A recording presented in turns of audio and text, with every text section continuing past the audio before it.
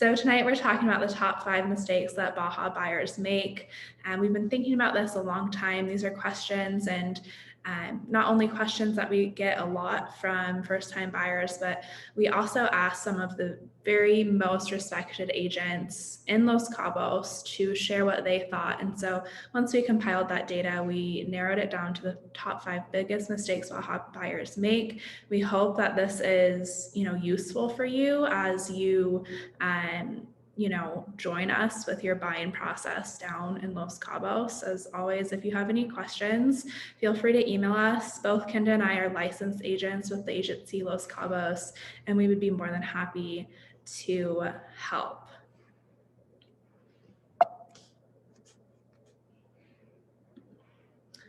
All right, number 1. Not understanding closing timelines and costs. Kenda, do you want to take it away? Yeah, I think that a lot of people who come here, they think of the market where they're from. So whether that be Canada or the United States, you can close on a house, you can get an offer signed and close on a house in under a month or 2 sometimes. But things are a little bit different here in Cabo, and traditionally it takes, between 60 to 90 days to close. But right now, during the pandemic environment that we're in, the government has had some difficulty keeping up with the demand. So we've had a couple of different things happen. Number one, the government has instituted some rules about how many people can be in the office at one time. So they're at half staff or something around there. And at the same time, all these amazing people have realized, hey, I can go live in Cabo and I can work from there and my kids can go to school from there. So we have this influx of people who want to buy properties in Cabo. So they come and they think they can buy a house in a very quick turnaround time. But that is not the case. We have seen during the height of the pandemic that things taking up to 120 days to close. So if you are planning on having a house for next high season, or you want it for next summer vacation, or you want it for a certain holiday, you need to really think ahead, because it does not happen as quickly as it does in the United States. Yes, you are exactly right, Kenda. And we've even seen it take longer than 6 months to close. It's usually really rare, but there's a lot of different complexities that go on with closings when you buy a home or you buy property in Cabo. So like you said, you really do need to be thinking ahead. You need to be working with your agent well before when you actually want to move into the house. That being said, there are such things as early occupancy. You can do a soft closing and occupy the house early. But that being said, it's a bit more of a complicated and less common phenomenon down here. So be aware of closing costs. It's not the same 30-day quick close as you see in the States, far from it. And just be aware of that. It's one of the most common mistakes that we see, people thinking that, they can be in their house in a month after writing the offer, and it's just not the case down here. Nope. Going along with that is closing costs. So not understanding that here, that really the buyer is responsible for the closing costs, and they can be as high as 10% in some cases. Usually that's when you have a lower purchase price, when you're buying maybe a piece of land that's under $100,000. That's when the percentage that you pay for the closing costs is going to increase.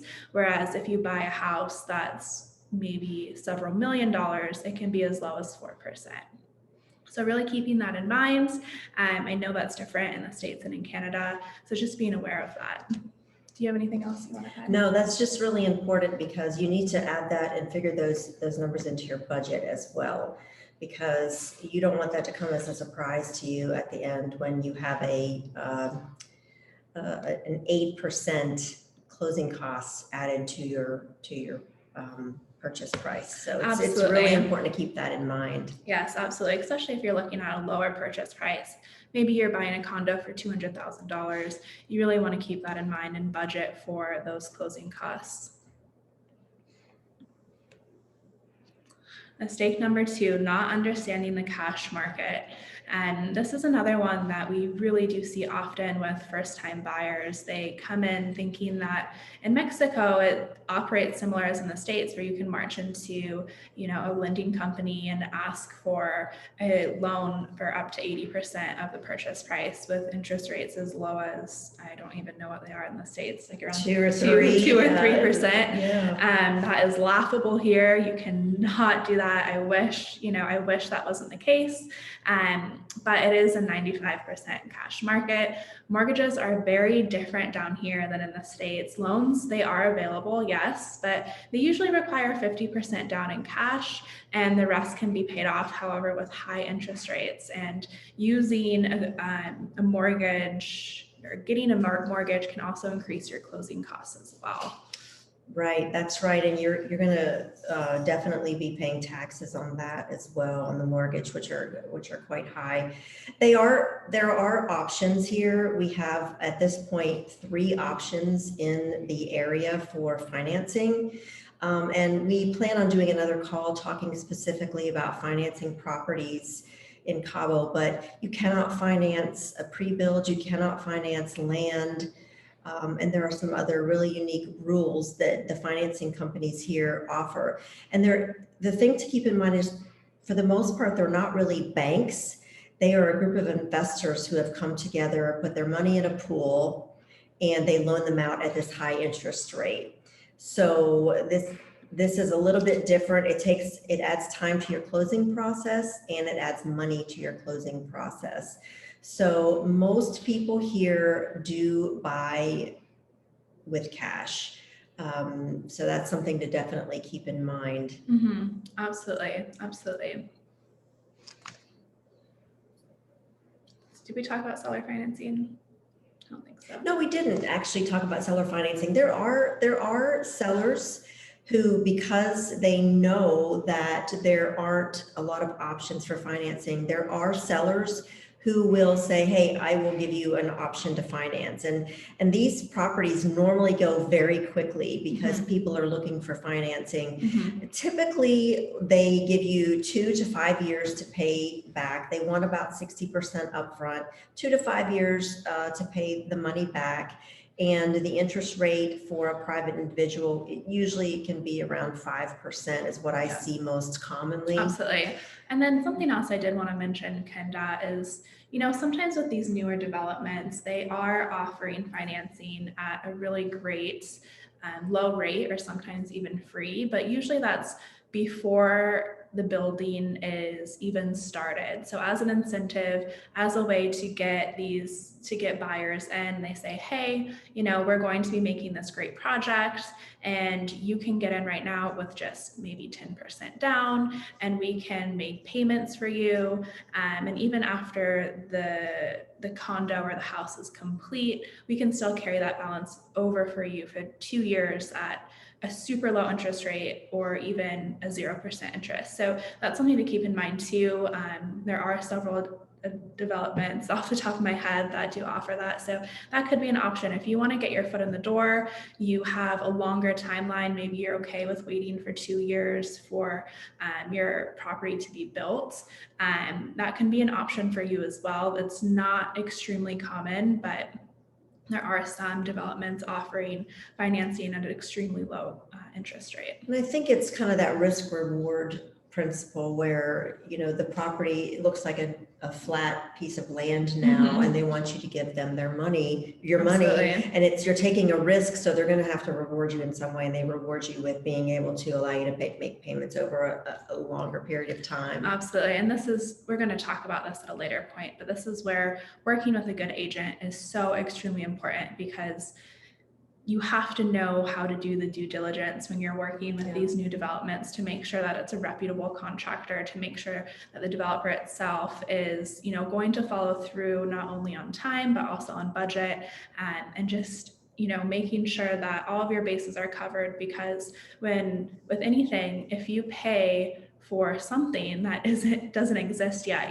there is some risk involved. But That being said, you know, it's also an opportunity to get in at an insanely low price and make a lot of money, because usually, you know, by the time you get in for a pre-sale price to when the building is constructed, you're already looking at what, maybe a 10 or 20% increase. And then once the entire project is done and the pools are ready, et cetera, I mean, you're looking at an even higher increase just because you took that risk to buy when no one else was, really. All right, let's move on. Eric, you have hand up. There's going to be a time for questions at the very end. So if you could just hold on to your questions for a little bit longer, we'll answer them all at once. Thank you so much. Mistake number 3, not hiring a lawyer. So this is one that was very commonly given to us when we were asking our colleagues, you know, what are the biggest mistakes you see? And, you know, for complex deals, I'm going to give an example that hopefully clarifies things. I have a client who is buying in a new development, and when we got the developer contract back, there was a few things that the agency closing team said, you know what, this is too ambiguous. We recommend you hire your own private representation, and we need to do it that way because there's too many things, there's too many loose ends. That is not our expertise. I mean, I'm a real estate agent, Kenda is a real estate agent. We are not Mexican attorneys, we are not notaries. And so when it comes to those sort of complex, complicated deals, you absolutely need to hire a lawyer to explain to you everything that's going on, make sure that you're covered, communicate with, you know, the seller or the developer or whoever it is, and just make sure that you're protected. This is an added fee, but at the end of the day, it is some of the best money that you could ever spend. Amelia, can I tag on to that? Absolutely. Another professional that you might want to look to hire is if you're purchasing a lot. You might want to get a professional to do a topographical study just to check the boundaries of the lot and things like that. It's not a lot of money and it doesn't take a lot of time, but it sure does make a difference in the long run. And again, we are agents. Mm-hmm. We are not architects. And so it's tagging along with the lawyer idea. Getting some of those independent studies done are important and can save you a lot of money and pain in the long run if you do that right up front. Absolutely. There's a few stories that I can think of off the top of my head that I won't go into. And it really depends on where it is. You know, if you're in a development where everything is cut and dry, this is the exact square of land that you own, there's property markers that exist, you know, maybe you're okay with not. Right. However, if you're buying land on the Pacific side where it's like, I think that palm tree to that rock is where your land is, you might want to hire someone to go out there and, you know, make the survey just so you have that secured. I recently sold land to a couple and they decided to get the topographic survey done. And it turns out the land, it was actually much bigger than what they had originally thought. And so that was great. So it's always a good thing to do. Also, I just wanted to touch base. If you are American or Canadian, I absolutely see the draw of wanting to hire a US or Canadian attorney, just because it's familiar, right? They speak the exact same language. You trust them. They're probably very knowledgeable. Maybe it's your brother. But if you bring in an attorney from the US or Canada, Mexican real estate law and Mexican law in general is so vastly different. It's almost a sure bet way how to ruin the deal because things are going to look different. Your American or Canadian lawyer is going to have concerns about XYZ. And doesn't work. You need to hire a Mexican lawyer or notary to help you with this process. US American, it's not the same. Do you have anything else to add? No, but that's very important because things are very different. And just, you mentioned hiring a notary. And to our American guests, they're thinking, oh, why would you hire a notary to sign your, but here a notary is actually above and more trained than an attorney, and they are specially chosen by the government to help with closing. So that's how vastly different this market is here. So just always make sure you try to hire a Mexican lawyer. Absolutely. And of course, when you work with a good agent, we will recommend you the very top lawyers, the best notaries, the best closing teams. That's part of what we do. And so you won't don't worry about, you know, asking in the Facebook groups for the best attorney or notary. Like, we got you covered. We've done it a lot. All right, moving on to mistake number 4, Kenda. Take it away. Oh my goodness. You know, people watch the Mexican Life and these shows where they go in and they take their time and they think and they make a lowball offer. And if they don't like the offer, then they pull it. And then they're like, well, I'll teach them and I'll make the offer again in a month. And I bet you they'll come crawling to me then. Does not work that way right now here in Cabo. The Mexican market here in Cabo is so strong and it's vibrant and it's moving more rapidly than we've ever seen. Yes, it's crazy. I actually had a situation this past week where I showed a condo. The lady that my client made an offer, purchased the condo, but while we were looking at the condo, we learned that somebody had made an offer on the condo last week, and they got a little, their feathers ruffled over a little minor detail, and they pulled the contract. Well, my client came in, wrote the offer that day, we got an accepted contract, and the next day, this gentleman came back and said, I changed my mind. I really like this condo. And the agent had to tell him, I'm sorry, it's already gone. So the days of taking your time and I'm going to look at that when I'm there in 3 months. You know, can you put that on the calendar to show me in 3 months? Yeah. It's not happening in Cabo right now. And that's really important for people to understand. Yeah. Similarly, I had a Canadian client, lovely couple, young couple. They had been watching the market for probably about 6 months, and they had their eye on this property for a long time. Every single day they would check the site. They would ask me, hey, is this open? Is this still available? Is this still available? It was until the day that they flew in, and I could not make this up. I would not make this up. We went and see it the next day. So they arrive in Cabo, we see the house the next day. They love it, but they want to take the weekend to think about it. I remember when that happened. Oh. It was devastating. I felt so bad. You called me like, what do I tell these people? I know, it was all worked out. They have a great house, but you know, on that Sunday it went under contract, the house was gone. And this is just, I mean, it's happening more and more often. And you know what, I do have to eat my words a little bit here, Kenda, because I remember I did a call about 2 months ago and I said, hey, if you're looking to buy, come down, rent for maybe 6 months, feel it out and see what happens. Well, you know what? The long-term rental market right now in Cabo, and especially San Jose, is non-existent. It's completely saturated. It is so saturated. You cannot find anything to rent long-term. You just can't. There's nothing available. Every day clients come to me because I own a property management company and we specifically do rentals, you guys. So I know, trust me, I know there's nothing available. There's truly nothing available for long-term rent.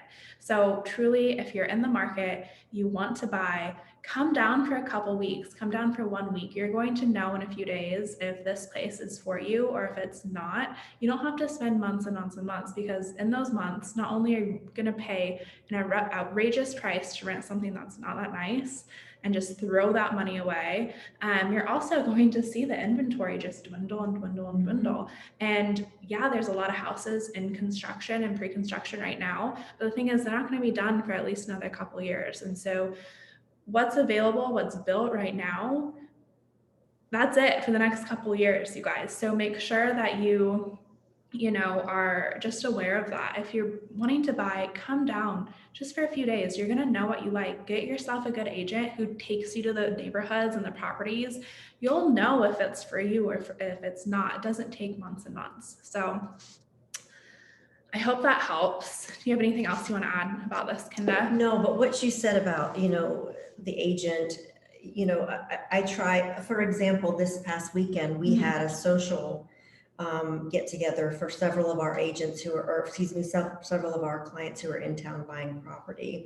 And we help you get to know other people. We take you and show you where the hospitals are. We show you where the good restaurants that we love. We show you where to get the best inexpensive groceries and not pay tourist prices. So, you know, you can learn those things if you have somebody dedicated to show you those things. And we try very hard to plug you into the community while we're showing you property. Yeah, absolutely. And I think that's really what differentiates us between a lot of the other agents is we care about each of our clients. I mean, this weekend, it was funny because I had this influx of single ladies who were all extremely brave, well-traveled. One was from Switzerland, one from Canada, one from the States.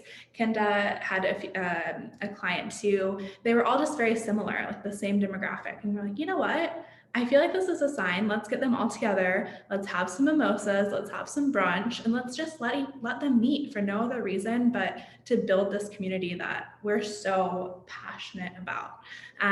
So anyway, that was just a little side note. It was great. It was so fun.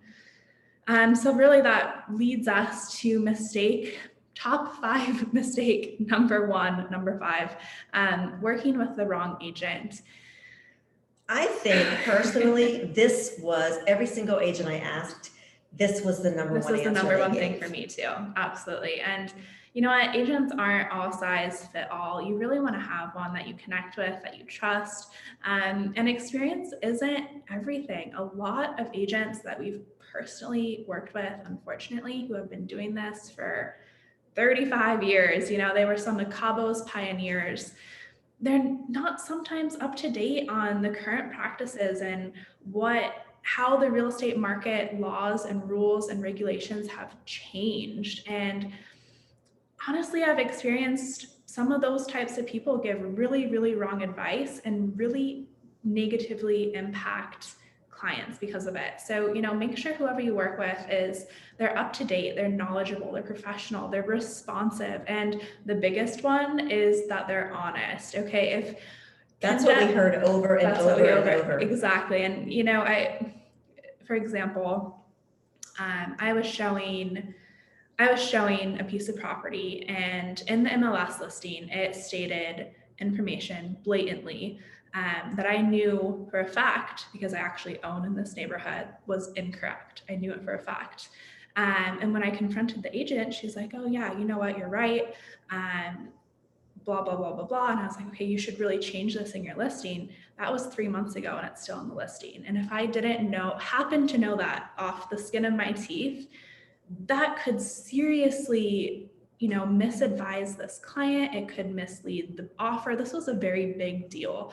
And I wish I could give more details. Of course I won't, but stuff like this happens, and it's really important to work with someone who's honest. If they don't know something 110% solid, they need to tell you, okay, you know what? I'm not sure. Let me find out. I'm not sure about that specifically, but you know what? I will find out. And time again, we see agents who say, oh yeah, like for sure, you can build on that land right after you put in the offer and it's accepted, or these things where it's just not true and it leads people astray, and it can, you know, make huge impact on every aspect of their life, truly. So you want to make sure that you're working with someone that's knowledgeable and honest and, you know, has your best interest at heart.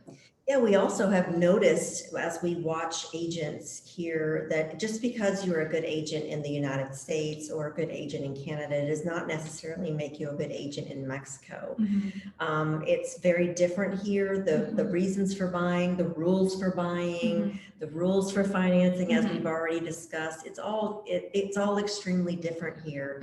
So making sure that you click with somebody and you feel that they actually have an interest in you and an interest in the community and they want to get you plugged in is very important. And we kind of even struggled with this topic because it sounds like we're trying to toot our own horns, and we are, because we know we're that kind of people. But this was actually the number one thing that every agent we asked, except for one, said something different, but every single one we asked, this was the number one It was. thing that they said. So Yeah, absolutely. if it's not us, make sure that you're connecting with somebody who verifies everything that they, verify everything that you're told. Yeah. And somebody who, if they don't know the answer, they have no problem with saying to you, hey, I don't know the answer, but I'll Absolutely get it for you. Yeah, and also with a brokerage that has a great reputation, there's a lot of tiny brokerages here that are kind of grassroots and they just kind of get started. And it is key to have a big team behind us. Like, for example, at the agency, we have an entire closing team. We have a full-time staff. We have an office that's open 6 days a week. We have a presence here. We are all licensed. We go through training. So there's just more of security buying through us as opposed to, I don't know. So it's really important. Make sure that you do your research. Make sure that you have someone. I have people from, the Facebook group who they ask me questions and blah, blah, blah. And I'm like, yeah, of course, I'll help you about whatever you need.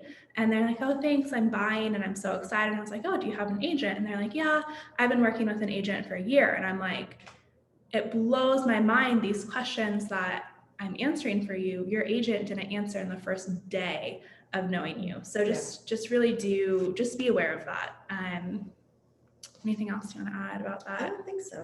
So here's our contact details. Any questions that you have, any more in depth, if you want to have a one-on-one call with us, we're more than happy to do that. That's our website. And I'm going to take the next 10 minutes to open it up for questions if you have any. And I think we're going to also probably do another call on financing, and maybe if you're interested, we can break down some of these specific pieces that we've shared with you today. When we do these calls, they're an overview, and there's so much more to the answer and so many more things to know.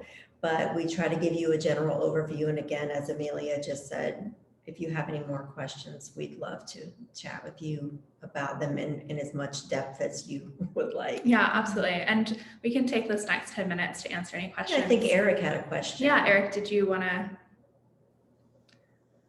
ask that? Hi, can you hear me? Yes. Okay, I'm sorry, my camera won't turn on for some reason. Thank you. In disclosure, I'm actually in escrow, and we just recently went in escrow in the end of September. So thank you. And I was listening to your presentation after seeing one of your other videos, Amelia, for tonight's topic to see what I might have made a mistake on. And so far I haven't made any, so thank you. But right off the bat, the first one was about the length of escrow, in which I knew the situation down there now.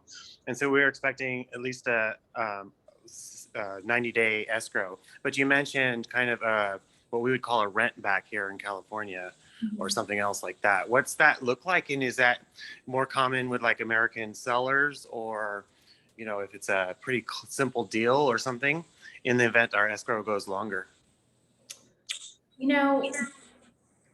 Rent backs, they do exist. I would say what's more common and what's better for you as a buyer is just a soft close and an early occupancy, where you actually aren't paying rent to occupy your own house.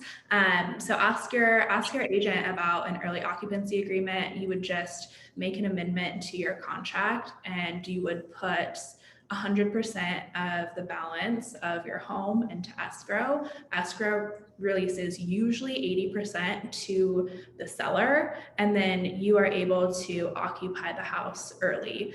So ask your agent about that. It's fairly common. I do it with a lot of my clients who are, wanting to move down here at a specific date. They need to get into their house.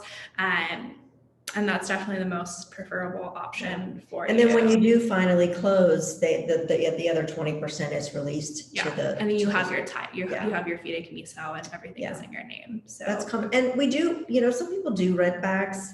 Like Amelia just said, to rent your own property. It's better if you can kind of go ahead and get the escrow fully funded and try to move in with a soft closing and try to get it early on. The only time where a rent back is common or understandable is if that house is a super popular vacation rental and they have, bookings lined up for the next 2 months before you're supposed to close, and the owner was relying on that money. Maybe in that case, then you could just say, hey, I'll pay you out whatever it was, and let me occupy the house. But if it's sitting empty, personally, I wouldn't want that for my buyer. So I hope. So if I understand correctly, you're basically fully funding your purchase price and maybe escrow expenses into your escrow account or the escrow account, and then just rewriting a portion. Okay, that's a great idea. Never even thought of that.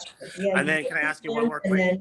And then you'll sign an occupancy agreement. And this is another situation where we recommend that you do get an outside attorney to look at the occupancy agreement. Usually on the seller side, to have somebody move into your house, but the seller, we recommend that they get an attorney to look at that. But from the buyer side, it's not as necessary. Mm-hmm. But yeah, you just fund it. You go ahead and put the money in escrow. They do the signing of the occupancy agreement. 80% of the funds are released to the seller. You move in and take over. And when the paperwork is all finished, then the other 20% is released. And at that point, you get your Fedecamiso. Mm-hmm. And it's also important to note that you need to be taking over, paying the bills, any, anything that goes on with HOA fees, etc. So it's basically like it's your house, done deal. It's just, if there's, I don't know, if whatever reason it can't close for months and months, you're in there and good to go. The only downside to that, or the only again, I'm talking from a seller perspective, but if you do have somebody move in and say you move into this house, Eric, and you find that it has a major problem, well, you bought the house as is. Mm-hmm. So you bought it from the time that you took occupancy. Mm-hmm. If that night the refrigerator breaks, it's your refrigerator. That's your responsibility. If you do a rent back, then if that night the refrigerator breaks, it's their responsibility. That is true. That is absolutely true. All right, great. Thank you, ladies. One other quick question is, can I get your take on, which is totally different here in the United States, is title insurance? To buy it or not buy it in Mexico? We don't have title insurance in Mexico. I mean, we have the Fedecamiso, but isn't that? You know what? It does exist, but it's very uncommon. Yeah. It's not. No, it's very uncommon. You can feel free to email us if you want. And we'll verify that with our legal office, but I don't think people get. No, it's very uncommon. It exists, but it's uncommon. And the reason is because when you get your Fedecamiso, they do an exhaustive search of the history of the property. Mm-hmm. So they do it's all kind of included in the Fedecamiso. They do a lot of the search of who owns it and mm-hmm. who sold it to who and how long ago and what the parameters were. And you get this giant document called a Fedecamiso, and it has the history of the property mm-hmm. as far back. True. That really does protect you. Mm-hmm. One other thing that I wanted to just touch on is you need to make sure that all of your due diligence is done before you take occupancy. So if you're waiting to get, a house inspection, you definitely need to do that before you go in because, for obvious reasons, if you spend the night there and then the roof falls in because water damage or whatever it is, then ultimately that's your responsibility and, not to sound bad, but your fault because you didn't do the proper due diligence. So just keep that in mind as well. Does anyone else have any questions?